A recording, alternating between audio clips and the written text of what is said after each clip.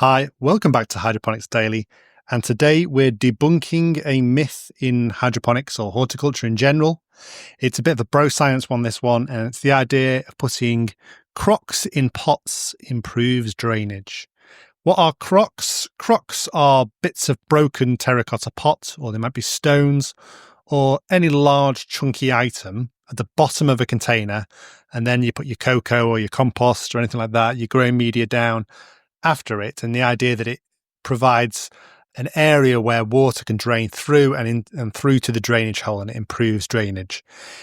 You might do this because you've seen other growers doing this, you've read magazine telling you to do this, or maybe your parents used to do it and they taught you how to grow, and they said, you put crocks in the bottom and it improves drainage in containerized plants. It's not true. It actually impedes drainage, and the reason it does it is just think of a sponge, a rectangular sponge, and you fill it with water and you lay it flat down on the side and it holds a certain amount of water. Now lift that sponge up on its side. Suddenly what has happened to the water that was in the sponge? It all drains out of the sponge and there's not much water left in the sponge. And that's so when you put crocks in a pot, you're basically making the pot, the container, that sponge, that compost, far shorter and far wider proportionally. And so you're making a big, wide sponge. Now, if you think about a rose pot, a very tall pot, but it's very narrow, rose pots actually have amazing drainage because they are like a sponge up on its end, and the water just drains straight out of them through the growing media. So if you want to improve the drainage of your containerized plants, don't go for big, wide pots. Go for the rose type of plant pot. So you'll see them described as rose plant pots.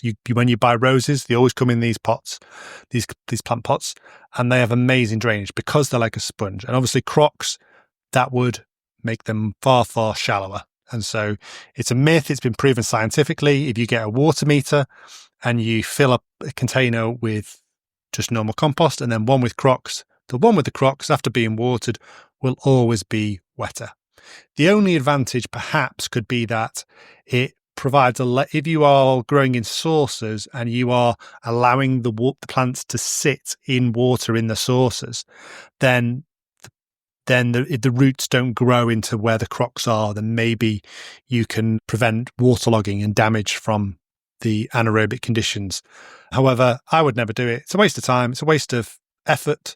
And actually, if I'm growing any sort of high value crop, I always grow in rose pots, and I pot up into rose pots, and I've got a good stock of rose pots.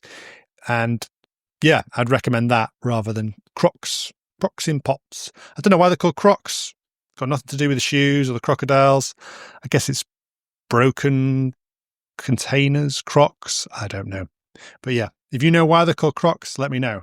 And as always, if this has been an inspirational podcast episode that you took such enjoyment from, remember to follow so you hear other amazing episodes just like this one. Until tomorrow, thank you very much for listening. Maybe we'll debunk some more bro science tomorrow. Thanks for listening. Bye.